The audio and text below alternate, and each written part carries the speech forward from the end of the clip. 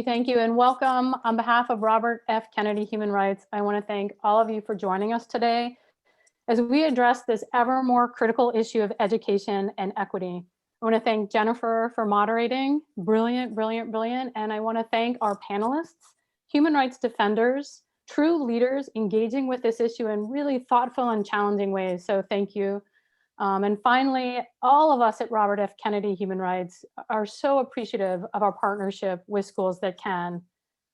Our work together, we value it beyond words. The work that we're doing to advance and promote quality education, a critical human right for all. And at this point, I'm going to pass to our partner in crime, someone who I'm so proud to call a partner, humbled to call a partner, and a friend, a true human rights defender and leader, Michael Durkan. Thank you, Karen. Really appreciate that. For Schools That Can, it's been an honor to work with Robert F. Kennedy Human Rights for these past number of years. Senator Kennedy's commitment to leveling the playing field for marginalized youth has been an inspiration for our work. Today's session will spotlight the timely challenge of education equity. This is an issue Senator Kennedy spoke and cared about over 50 years ago. It's an issue that has no hiding place in the pandemic. Today, we're honored to be bringing together some of the most respected equity thought leaders in our country. We'll have the unique opportunity to hear their powerful voices on the topic education equity and the pandemic. Leading our conversation is a great friend of Schools That Can, Jen Husbands, Senior Program Officer at the Bill and Melinda Gates Foundation. Jen is a highly respected leader in the urban education space in Chicago and nationwide. I'm proud to add that Jen was the founding executive director of Schools That Can Chicago.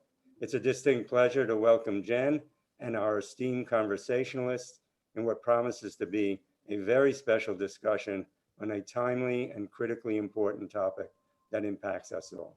Jen? Thank you so much, Michael. Thank you for that kind introduction, and a warm welcome to all of you who have joined us here today. As Dr. Ibram Kendi says in How to Be an Anti-Racist, definitions anchor us in principles. So I want to start by anchoring us all in a definition of equity that was shared by Dr. Fuller, where he makes a distinction that is important for us all to keep in mind throughout this discussion. He says, in using the word equity, there is an assumption that people understand the difference between equality and equity.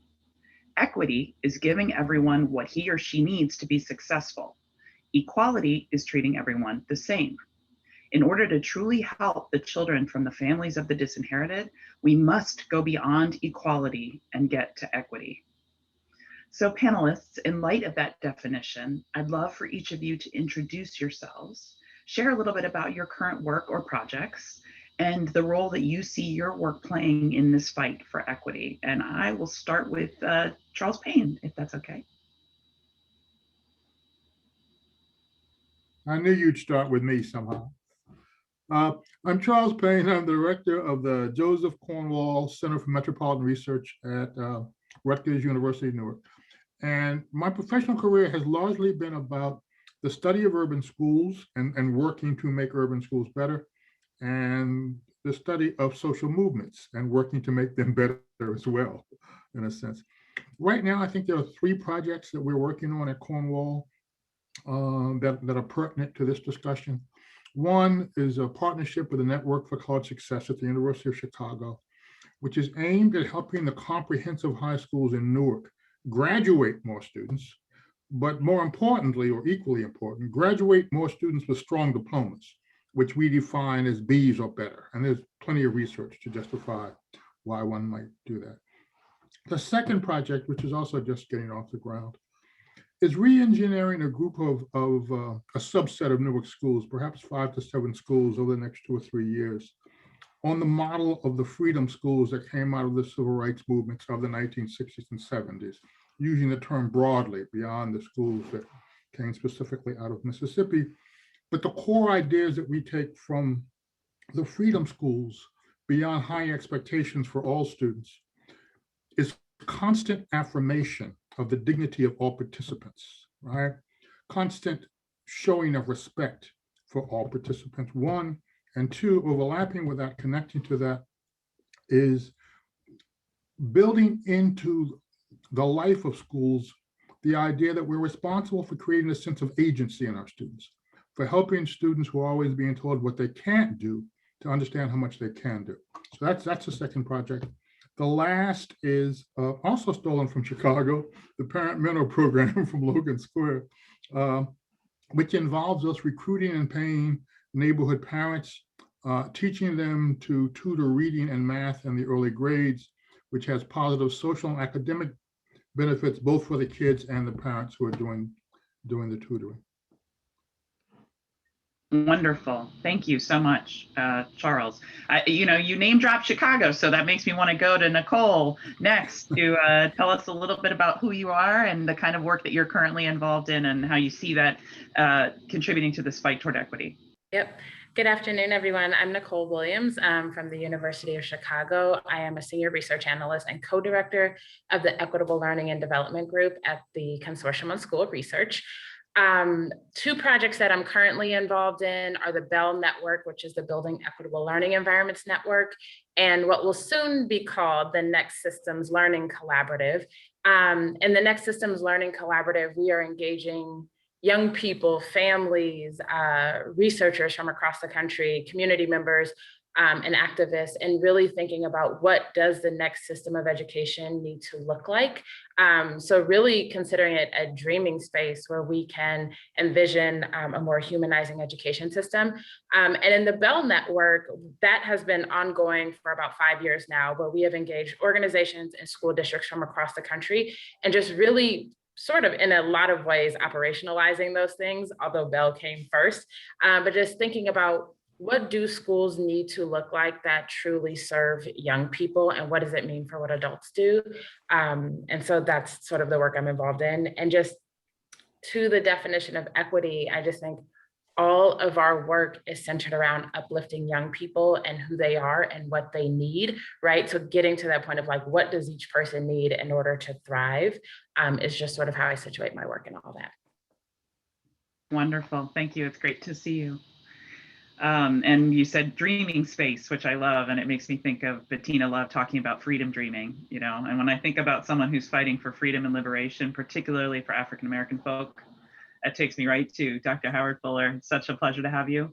Can you just tell us a little bit about yourself and the work that you're currently involved in? Yeah, thanks so much, Durkan. So on June 30th, I retired from Marquette University. And so they named me a professor emeritus. I don't know what that means, but anyway, they named me that. And essentially what I'm trying to do, frankly, is to continue the work that I was doing prior. And specifically, I'm trying to support younger people as they move to take over some of the leadership space that I've been honored to serve. Because I have this theory that the only way for younger people to be able to come on the stage is for old people to get off. And so what I'm trying to do is to get off as quickly as I can and be supportive of those individuals who are stepping into the breach, because that always happens. But the focus that I have, to the degree that there is one, is working with the young people at our school. I'm very honored to have a school named after me. I warn them not to do that. I don't think you should name a school after anybody that's alive, especially somebody who's crazy, because I can just see them having a meeting. We got to take this name off the building. But and so working with those kids is really like the joy of my life, and it's a great honor to have that opportunity. So basically, what I'm still doing is when people ask me, to be on a panel or to come talk about leadership, but it's all for me centered on the ongoing question of the self-determination for oppressed people. And how is it that we create institutions and institutional arrangements that give people power over their own destiny? And I heard that we're at an inflection point in this country. I'm waiting to see what that means. But hopefully what it means is that people will take seriously the question of the self-determination for Black people, other people of color, and particularly low-income people in this country, because I view the problems that my people face as both a race and a class problem. Thank you. Wonderful, wonderful. Professor Emeritus. All right. I like it. I like it. It's got a nice ring to it. You talked about an inflection point, I think, which is a great segue into my first question, which is, you know, obviously we've all seen the pandemic has shown a light on and exacerbated inequities in our society, particularly for students furthest from opportunity. The author Arundhati Roy observed that historically, pandemics have forced humans to break with the past and imagine their world anew. Yet I fear that in education, we are racing back to a status quo that didn't work for most students. And so I'm wondering if have you observed any valuable learnings or even, you know, dare I say, silver linings that have come out of this last year that could be applied to improve the educational experience going forward? How might we possibly come out of this time stronger than when we went into it? And I'll let you all, I don't want to call on anybody, whoever feels moved to speak first, just unmute yourself. I can jump in. One of the silver linings that has actually always been there is youth voice. I think young people have always had something to say. They have not always been listened to. And I really believe that in the last year, adults have sort of gotten out of their own way and listened to young people in different ways, sometimes because they're forced to, or in a completely different capacity in terms of how young people are learning and everyone just being so concerned with how they're doing. So just from the pandemic standpoint, that is one way, but just given all the racial uprisings that have happened in the last year, I mean, here in Chicago, young people really fighting to have SROs taken or school police officers taken out of their schools, and have so powerfully spoken what they believe. I think it's given adults an opportunity to really listen to youth voice. So that's one thing I would say for sure. I think what I would say, Jen, is that there's a powerful message that the one best system has never worked. And, you know, Tayek's book has always been a great book for me to read in terms of trying to understand that. But what happened with this pandemic, particularly with people with money who began to form pandemic pods and begin to form different variations to try to figure out how to educate their children. And the thought that we would simply go back once again and try to make the argument that one system works for all of our children is insane. And so one possibility, although I'm not hopeful, is that people will see the value of parents having choice, but not just parents with money, but parents who are low income, who've never really had a choice unless we fought tooth and nail for it. So the question is, are we going to go back to, once again, this notion that one system works best for all of our children, both from a governance standpoint, but also from a teaching and learning standpoint? Because it's absolutely clear that a lot of children did not do well in this pandemic with virtual learning or different hybrids, but it's also clear that some kids did. And so the question becomes, instead of individualizing instruction, are we going to go back once again to the uniform instruction for all kids, irrespective of whether or not that works for them? And so my hope is that there will be, although I'm not hopeful, a reevaluation of this notion of the one best system. Great. Charles, you want to weigh in on kind of what you've seen in this past year and what we might actually want to keep? No, I do not want to weigh in. Okay. Okay. I don't want to sound unduly pessimistic. I haven't seen very much that strikes me as being very hopeful. People are reacting to the immediate problems, not the underlying problems, which certainly predate, as everyone else has said, certainly predate the pandemic. So I'm seeing lots of discussions that I think are superficial, that are about healing the immediate symptoms and not thinking about root causes. So yes, I can find places like the ones Nicole referred to, where students are being listened a little bit more, but it's being listened to within a very constrained set of choices, right? So And again, I mean, I'm from Chicago. I've gone through all forms of the police, yes, police, no kind of debate in all kinds of schools, right? It ain't a fundamental question. A much more fundamental question is how do we prevent any child from growing up with chronic violence? That's the question, right? And no matter where the police are on, it doesn't solve that question, right? In philosophy, you know, there are few folk in this world, in this work, I respect more than Howard. I mean, I regard him as one of the elder brothers who was speaking the truth long before it was fashionable, right, about these questions. And I don't disagree with him philosophically about the issue of choice, right? Everyone should have some choices over the things. That's a fundamental premise of the civil rights movement, as I understand it. I don't see that question translating into, and he was somewhat pessimistic, I thought, too, about this, asking about the fundamental quality of the choices that people have, right? And too often, too much of what's been presented as choice involves a choice between one form of mediocrity or the other form of mediocrity for poor families of color, right? And I don't see very much that's willing to drive down to the issue of the fundamental maldistribution of all educational goods in this society. I'm hopeful, but I hope there's something that I'm not seeing, that is to say. Thank you. Thank you. I mean, we seek to be honest, and part of why you were all invited to be part of this is because you're truth tellers, you know, and the truth ain't always pretty, right? So I appreciate your you're sharing what you're seeing. I think that is a good segue, I think, into my next question, which is that, you know, it is spring now. We are seeing some signs of hope, you know, and more people are getting vaccinated. You know, up until now, the community transmission has been going down, although I'm seeing some troubling reports that for many states, the numbers are starting to climb again, which is worrisome.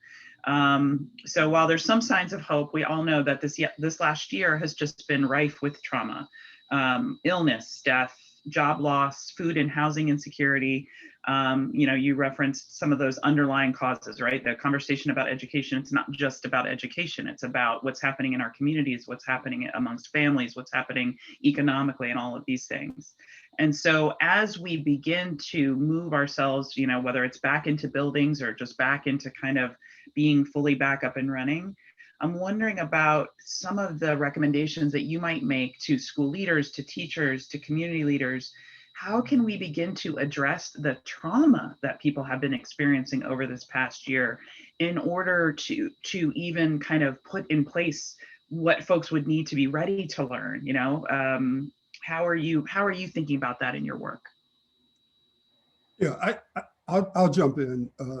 First of all, you can't address anything unless you admit that it exists. And so a part of what we have to do as we're rushing to get kids back into buildings and to get them back into reading and writing, I think we're going to have to take some time to actually listen to kids. And so since I was going to make this point, I actually went up to our school last Friday and sat down to listen to kids, because I wanted to come to this panel after having actually talked to a group of kids. And what really was the most disheartening is almost to a person, they talked about they wanted to quit when this pandemic hit, that they just felt like one day they were in school and the next day it was all done. You can't go nowhere. You can't, it was like just a total shock. And then on top of that, one of the things we have to recognize is not only are we going to have to deal with trauma, we're going to have to deal with how these kids' lives have changed.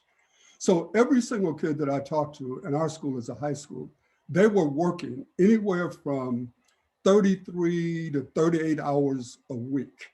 And for a lot of these kids, they've become not just essential workers to America. And it's interesting how America can change terms. At one moment, you're like low income, low wage, and now it's essential for you to go risk your life so the rest of us can be on Zoom. But But the fact that these kids are like working, and so they talk to me about their work schedule, and then they said, but then we had to be at school at 9 o'clock, you know, on Zoom or on whatever we were using.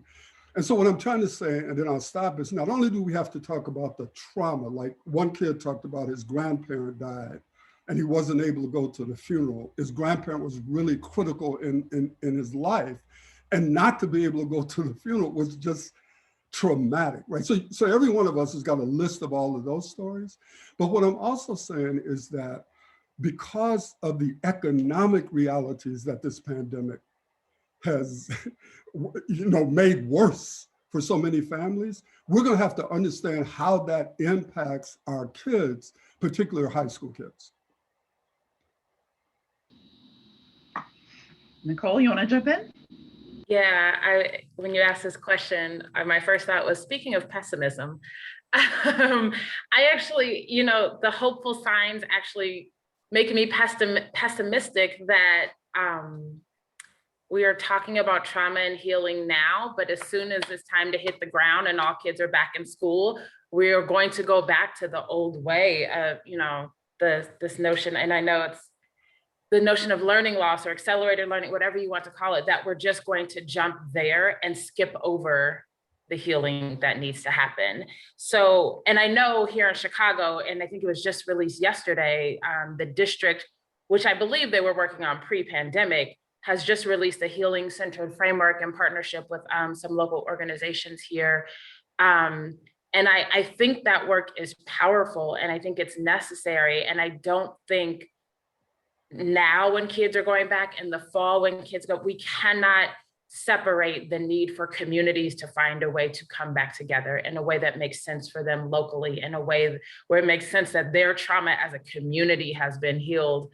At the same time, if we go back to the same structures, then the healing doesn't matter, right? Because there was a need for healing before this last year happened.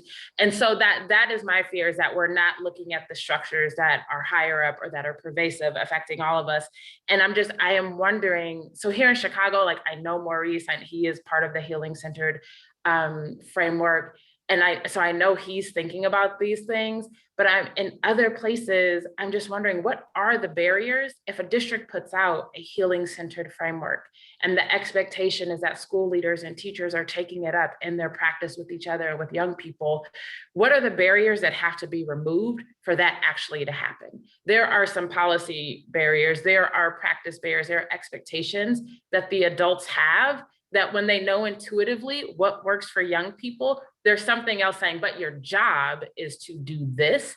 And where I'm hopeful that there's a conversation that actually centers healing and says, what are the barriers that we can remove that actually let you focus on that, instead of talking about healing now. And then when we get back in the classroom, it's back to prepping for tests or whatever the other barriers are. I want to ground this part of our conversation in some like real practice, just thinking about the range of folks that are probably listening, and like to really actualize some healing informed response to the return to school. Like who's involved in that? How do we leverage partners? What resources do we leverage within the schools as we think about folks who are going to be receiving, you know, recovery dollars? Like let's dream together a little bit, you know, about like, what would that look like if we did it better than we're probably currently planning to? Who would we bring into that conversation? You know, like, can we just take a few minutes to kind of play that out so people can sort of get a vision in their head about what it might look like to come back in a more healing informed way? I think I'm going to play the academic role and just repeat your question using different words, right? The issue of what are the barriers to having these discussions, although there's some optimism, I think, in this, and I'd like to know if the other panelists agree with me, and you as well, Jennifer. One of the barriers is that there are teachers, and there have always been teachers, who feel that their job is to deliver curriculum, and that's their job, right? And all of this relationship stuff and self-image stuff, dignity stuff, that is someone else's job. The parents need to be doing that at home before they send kids to us, right? My sense is, and I know I will, if I'm wrong, the world will dump on me from that, not for the first time, is that younger teachers have a more complicated mindset, right? That is, there are a cohort of teachers coming into schools now who really do revert back to what another generation would have called thinking about the whole child, right? Even that language is coming back into use in some places. And so I say that to say that if we have the leadership to make it happen, then there are some possibilities for having discussions that would have been prevented by professional self-concept. The other part of this, though, that I don't know how to think about is that the kinds of community-wide boundary crossing discussions that would, I think, be most profitable are undermined by the distrust in our school communities, right? Distrust among teachers for teachers, distrust of the principal, distrust of community groups, distrust of parents, right? I mean, all of that stuff is a part of the webbing of urban schools, right? And so we can have these conversations, but in the absence of trust, they become superficial, right? And so all of that is to say that it's really a double kind of a problem. It's not merely a problem of addressing the immediate issues of trauma, but putting that in the context of a distrust that prevents deep discussion of trauma or anything else in these schools. Although there again, I can also say I think, at the cutting edge of leadership going into schools right now, there are people who see their job as trust building. Right? I see that more and more when I talk to aspiring principals. So. Yes. And I'm thinking of Nicole, the work in Chicago, and that was also that you were a part of, Charles, about trust as being a necessary element for school improvement, period, and how tools like the 5 essentials measure, that we know that trust is a resource, and that a lot of these things won't take root if the trust is not there. Go ahead, Nicole. I do think, just like to name like specific organizations like Trust Among Adults, like NCS, a Network for College Success that Charles is working with, right? Like they do coaching and capacity building of adults, but like their work is grounded in building trusting relationships with adults so that they can push each other on the real conversations that need to happen in schools. Also locally in Chicago, Umoja is doing a ton right now around supporting adults who are hearing what they're hearing from their young people, and then being responsive to them and supporting them with resources around healing and trauma. I mean, national or East Coast people like Turnaround for Children has a well-being index, right? Out of the Bay Area, Community Responsive Education, they are also looking at wellness for young people. So there are a lot of, they tend to be school partner type people, right? I mean, even the Healing Centered Framework is in partnership with nonprofits and community organizations here in Chicago. And so I think that those are places that we can look to as providing some resources and evidence for what this can look like. And the issue is, right, so everything's virtual right now. How do we get us all back together when we're in person? And a lot of these organizations are doing great work virtually as well. So I think there are spaces where that is happening. I agree. For just context, CP is one of my former professors and advisors and taught me almost everything that I know. And so I agree that like there are adults in buildings I have worked in schools where there are adults who like, I teach science and that's what I teach, right? And so getting those people over the line, and when you can't, understanding like whose role is what in the school building to create spaces of trust and relationship for young people, because right now what young people need is relationships, right? So that's what I would say about that. Yeah, I want to approach this from a slightly different angle, but it's not in opposition to anything that has been said, frankly. The thing that always worries me is we help kids at school deal with trauma, and then we send them back into the conditions that created the trauma in the first place. And so the reality of it is, if we're not going to tackle systemic racism, if we're not going to tackle systemic economic oppression, it is important for us to like do what we can to help kids manage. It takes me back to why, when I was trying to make a decision about being a social worker, I went to Case Western Reserve because they offered community organizing, because I saw casework and group work as helping people manage oppression. I wanted to try to figure out, how do you end oppression? And what I want to argue for is that at least some of our work has to be connected to the things that are happening to the kids before they ever get into the building. So because I think a number of decisions are going to be made that are economic decisions about what to do about schooling. So for example, one of the things we've learned in this pandemic is you may not need kids to be in a building for 8 hours, but the reason why they're in those buildings may not have anything to do with, is that the best way for them to learn? It has to do with the economic infrastructure that is set up to pay people. And so what's going to happen is, if we seriously say we're going to do something different, if we're not willing to examine the economic impact on doing something different, it's not at all clear to me we're going to do anything different. And then the last point I want to make is, and it's kind of connected, I'm hoping that educators are paying attention to that child tax credit that is in the COVID relief bill. Because giving poor families $300 or $350 a month more per child is going to have a great impact on what it is that happens in schools.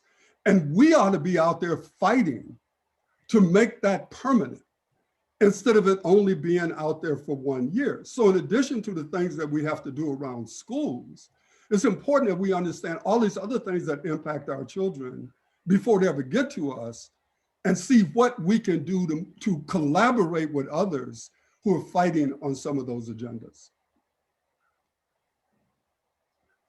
Yes, thank you. Thank you. There have been a couple, I'm trying to kind of interweave some of the comments and questions that are coming in. And I remember when we had our prep conversation that we talked a little bit about, I don't want to go down this rabbit hole, because we talked about sort of the learning loss and the problematic framing that is. But I think one thing we talked about was, in addition to some of the more traditional school structures, are there other ways to kind of push in supports? And I remember, Howard, you talked about, how can we take advantage of enriching summer opportunities, not just more school, but, opportunities for reading, reading programs in the summer, opportunities that blend together some of the social and emotional support with some, with some educational component. We talked a little bit about tutoring.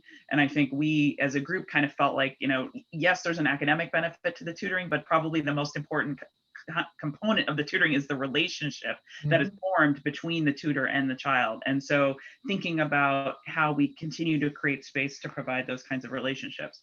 One question that came up in the Q&A that was not in my original questions, but I'm kind of burning to ask, is just to throw out this question of assessment, right? There's been a ton of people saying in the chat, why are we going back to standardized tests? What are we going to do with assessment? How do we do a more student-centered assessment? So I'm sure we could all take sort of the pessimistic stance, which is that we go back to sort of what we've been doing, which has been wasting a lot of time and not giving teachers or schools a lot of good information from which to plan and improve. What do you see any possibilities around how we might be thinking about assessment differently coming out of this? Or what would you sort of push on around issues of assessment?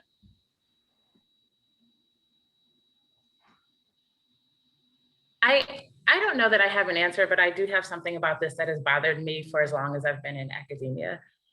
It baffles me that myself included, I'm at the University of Chicago, that there are so many smart and innovative and creative people, and the only way we can think to understand how young people are doing is through a test score. Like, there are people with algorithms named after them, all of these things, and there are other ways. I think we don't use them, and we think that this is the only reliable way.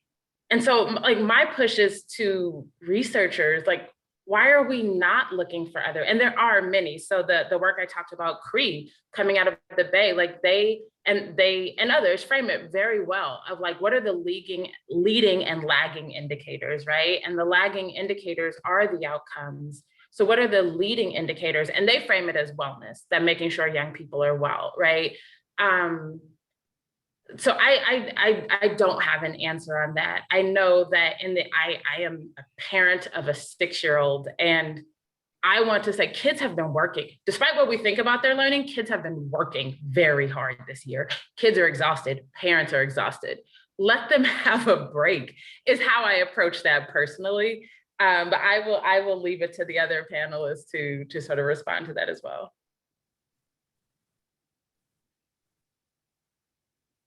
And it's okay if you don't have a response. I don't know, Charles, do you have a thought about that? Or is there anything, Howard, that you've seen in the school that you work closely with where they're trying to think differently about assessment, the role of assessment in education?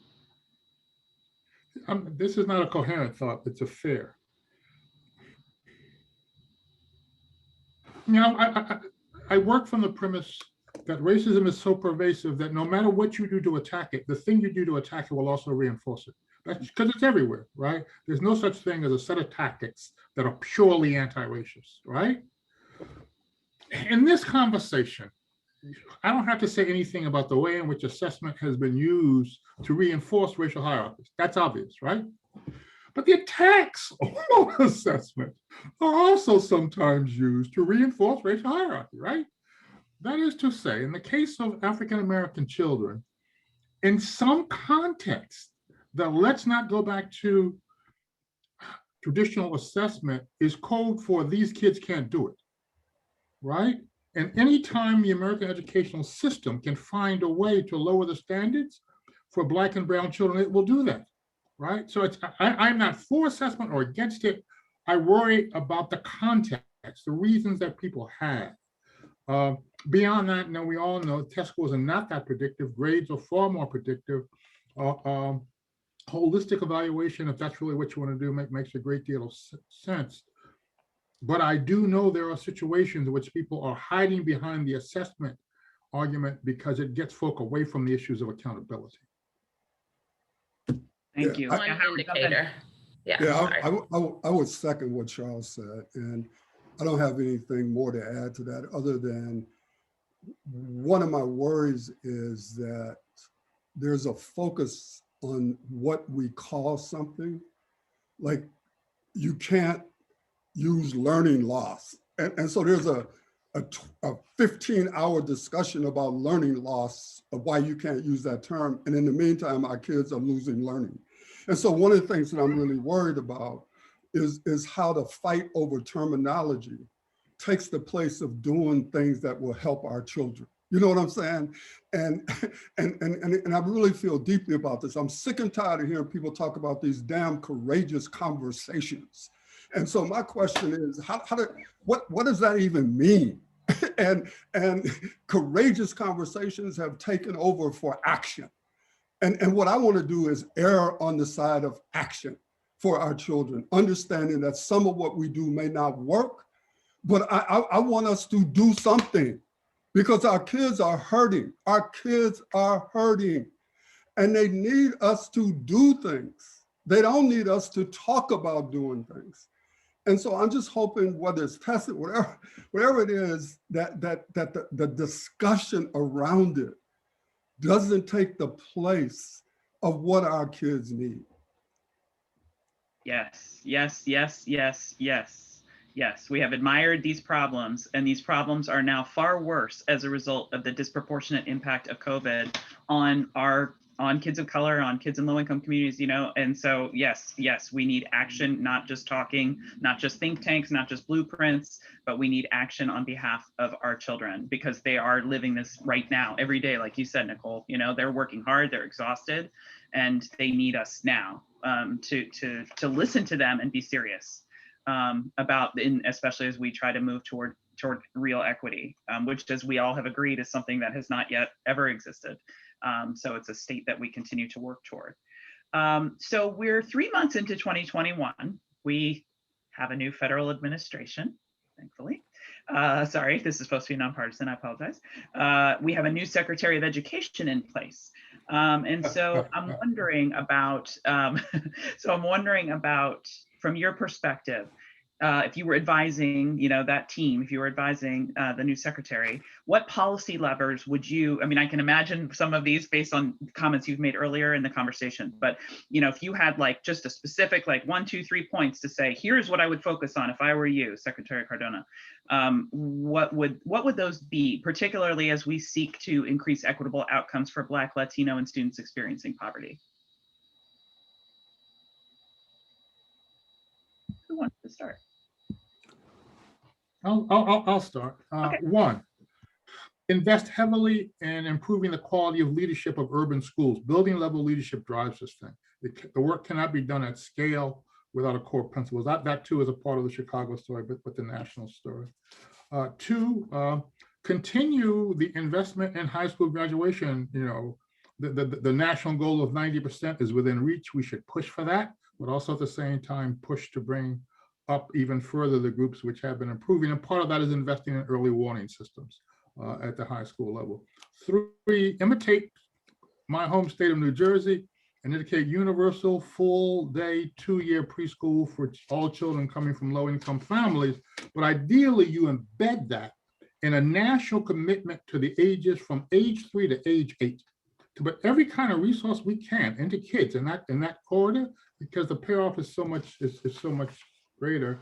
Then beyond that, we have to rethink. I would love to see the feds lead a rethinking of what we call after school programming and extracurricular programming, and rethink how important that is for developing especially the kinds of resilience that kids need coming out of something like this pandemic, and think about ways to make it more central in children's lives, but also just more central a part of the life of the school, as opposed to being something we do after we do the real work. Yes. And thinking about, for some reason, when you said that, it made me think about how families with means do all this enrichment outside of school. There's the music lessons and the dance lessons. So how do we try to make sure that the level of enrichment that's happening in lower income areas where school is potentially the main provider of those is providing students with those kinds of culturally rich experiences that help you really find yourself and find your voice and find your passions, and not just be extended babysitting, video games, sitting in the gym, but really making those rich experiences that kind of parallel the kind that folk are paying for in a lot of cases. So that's really interesting. Okay, Howard, do you want to speak to Secretary? Yeah, having turned down the effort to be interviewed for that position twice, I am very reluctant to start telling these people what they should do. But the one thing I do think it's important is to use that bully pulpit on the behalf of the families of the disinherited that Dr. Howard Thurman talked about. Because at a certain point, certain things are going to happen just by virtue of the way this whole thing is structured. The one thing that person has complete control over is his voice, his capacity to speak directly, often, and strong about what it is that is happening to children in this country. Not only what it is that's happening to them within schools, but what it is that is happening to them in this country. So the one thing that a Secretary of Education could become would be a megaphone on behalf of our poorest children in this country. And there'll be a whole bunch of different policy issues that we can argue over, but if he would just become this huge megaphone, no matter what they invite you to speak on, speak about what's happening to our children first, no matter who invites you. And if he could do that, that would be one of the things that I would urge him to do. Yes. I think that, this notion of proximity is so important. And I think if you look at the 180 of proximity to poverty, proximity to people of color, from the prior secretary to our current secretary, that gives me hope that we now have someone in place who has the potential to use the bully pulpit in those ways because of his lived experience, both as a young person and as an educator and as an education leader. So I am hopeful But yes, thank you for that. I know you're dying to jump in, Nicole, so go ahead. No, I would only add to what I've heard so far. I'd only add one thing, just a focus on holistic development. Like Dr. Payne brought up, the whole child coming back. You know, it's something that we think about in early childhood. It's not always implemented well with kids of color, with poor kids, but like we do not think about the spectrum of development at all and what that means for educators and educators learning about in their teacher programs, human development, thinking about the neuroscience of development and how that impacts young people's experiences in schools. And so just this notion of holistic development throughout childhood and adolescence would be the thing that I would focus on. Wonderful, thank you. Okay, yes, I'm trying to keep up. There's a lot of questions and comments.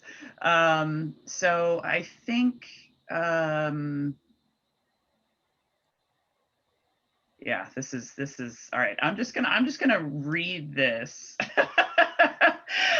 because I do think there's something here that is important, and but I also want to tie it into an opportunity to each of you if there's anything that you have not been able to say or any closing thoughts that you want to say. Either just feel free to share those, or if you want to share some reactions to this question. Elizabeth is asking, how can we continue to reimagine education through an equity lens that also accounts for the fourth industrial revolution skills gap? I've never heard that expression, but I'm assuming that we're talking about sort of where we're at now in the information technology age. You know, what the new world of work is looking like, the skills gap, the massive economic shifts and opportunities to close the wealth gap that we need to put in place. So I know it's a huge question, but just sort of, I guess, thinking about sort of the world of work, sort of thinking about how narrowing economic inequality, just sort of thinking big picture about how we might reimagine education to be a more proactive player for students who are currently the furthest from opportunity to move into spaces of opportunity over the next couple of decades. Sorry, that's a huge question I just threw out at you unprepared, but I would love to hear your thoughts. I do have a question, like, is this just for education to figure out? That was just circling around, and there's so many systems at play. I need to think about that a little more, but that was what was circling around in my head.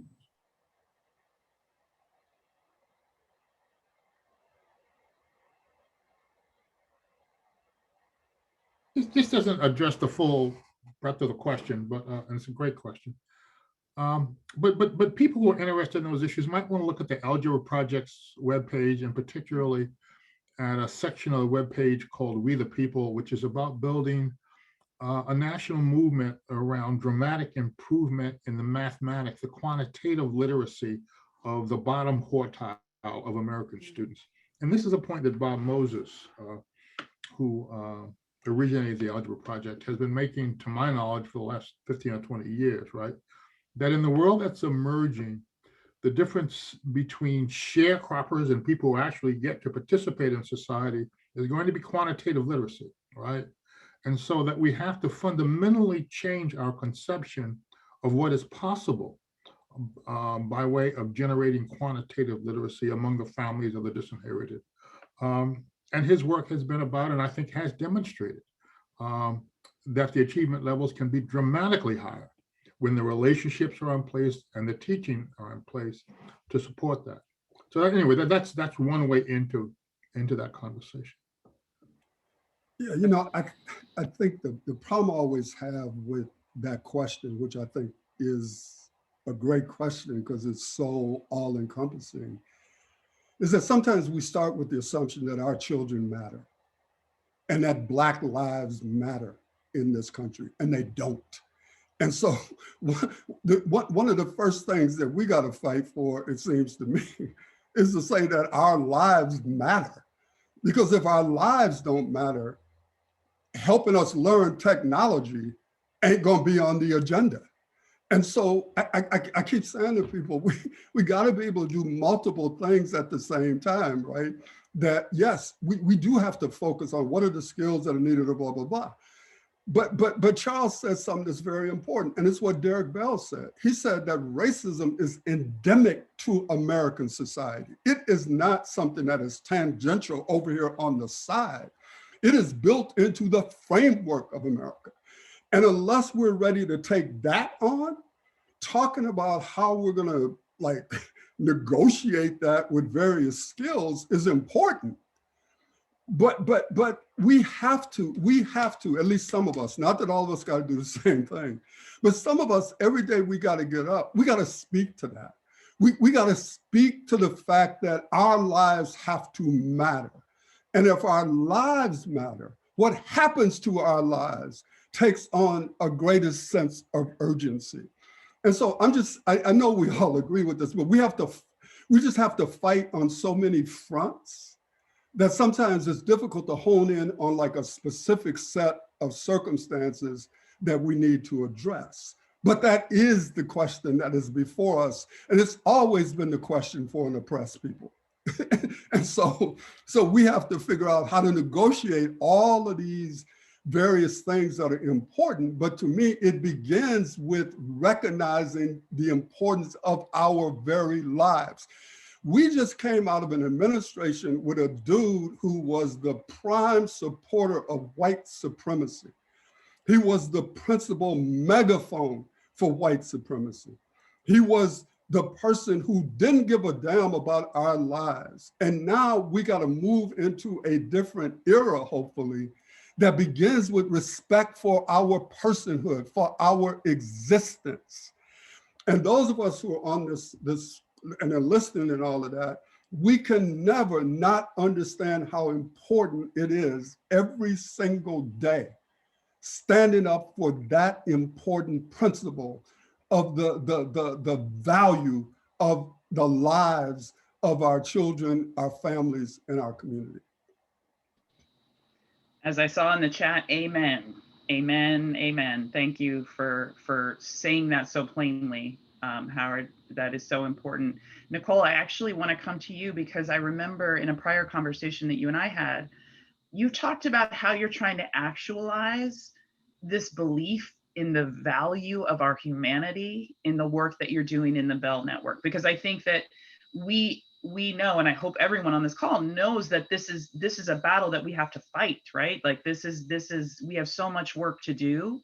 But I do feel like you all have uncovered some specific ways to help district leaders and school leaders and teachers think about these issues and to actually move toward change in terms of how they value our lives and their students' lives. So can you speak to that a little bit, just to give people in our final moments here some kind of more tangible ideas that they can think about taking back to their contexts? Yeah, I mean, I think in reference to prior conversations that we've had, one of the things, so a lot of my work is technically in the SEL field and social emotional learning. And one of the biggest problems is that it's treated as programs and not about young people's lives, right? That it's not about you go to your SEL class, you learn a strategy and belonging, but what does it mean for young people when they walk into their school buildings, and do they have to leave a part of themselves at the door to be a learner in that school building? So just like, and to Howard's point, we don't care about Black lives. So centering the humanity of Black children in schools takes a huge shift for our school systems.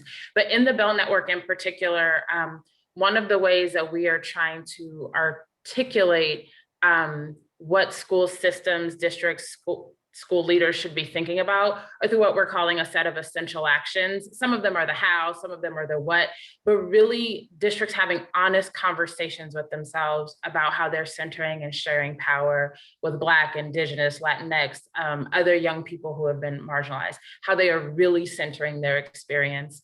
The same with families and caregivers and community organizations. What are the investments that they are making in educators, in particular educators of color? And some of it is, the holistic development that I talked about. How are we helping teachers to build their sort of understanding of development, right? Using data systems that aren't harmful to young people or adults and how they do their work, right? Around data for improvement, data for really understanding something about the young people that you work with. I mean, there's so many more, redesigning teaching and learning. Charles, I am struck by your comment that there are no set of things that are purely anti-racist, considering, you know, all the talk of anti-racist curriculum that's happening. And that, I mean, it's making me rethink a lot of the conversations that I've been in, but helping adults understand a different way, right? Like identity, the whole notion of identity politics is very strange. Identity has always been a part of American education, but it's like from a white man's perspective. And so what does that mean for the young people who are in our classrooms now? And why wouldn't we focus on their identities and who they are as people? So there are a whole list of ways that we are trying to push conversations and actions, to your point, Howard, with districts to get them to do differently through our work in the Bell Network. Thank you. Thank you. Wow, that flew by. My goodness. I can't believe we're almost to the end here. I think that a couple of takeaways that really rise up for me is the power of student voice. You know, we're seeing that in our work, some of the work that I'm involved in at Gates, really finding ways to engage with students and involve students in improvement work directly, involve students in just students know what they need. We just have to ask them and they will tell us. And then we have to have the courage as adults to say, maybe I need to do something different as a result of what I'm hearing from my students. I also think we've seen different kinds of relationships with parents, and we've seen parents have a view into schooling with remote school that they have not had before. And so how do we continue to engage parents to hold us accountable to make sure that the ways in which we're educating students are not harmful, are not racist, are not damaging, right? Like, how do we build on the stronger connection between parents and schools that we've seen build throughout this pandemic? You know, how do we think about what did we learn from the remote components and the differentiation? I remember in a prep conversation, I think it was you, Howard, saying, you know, one family, 2 kids, one kid excelled in remote learning, another kid, it was terrible for him. So what do we know now about the student for whom it has actually been better than going to school? And what do we learn for the student for whom it's been worse? And what design changes do we make to better make schooling differentiated and supportive to students who learn in different ways and have different needs? So I mean, this has been an incredibly rich conversation. I would love to spend a day with the 3 of you just talking through and doing some more freedom dreaming, because I think that part of what I fear is that we are seeing a lack of imagination and a lack of innovation in how people are thinking of pulling us out of this pandemic into this new, whatever this new normal is going to be, the new reality. And so I want to encourage everyone on this call to think about, get out of the box, think innovatively, think in new ways, think in student-centered ways, think in community-centered ways. How do we come out of this different than we went into it? Because we all know that what we were doing was not working. What we're doing now is probably not exactly working either, but how can we move toward a future that really truly works better and centers the humanity of our students, particularly Black and Brown students? So thank you all so very much. This has been an honor to be with you today. And thank you to everyone who joined us and stayed with us.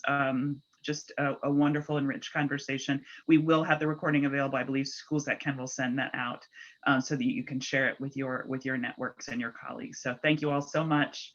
Have a great rest of your day.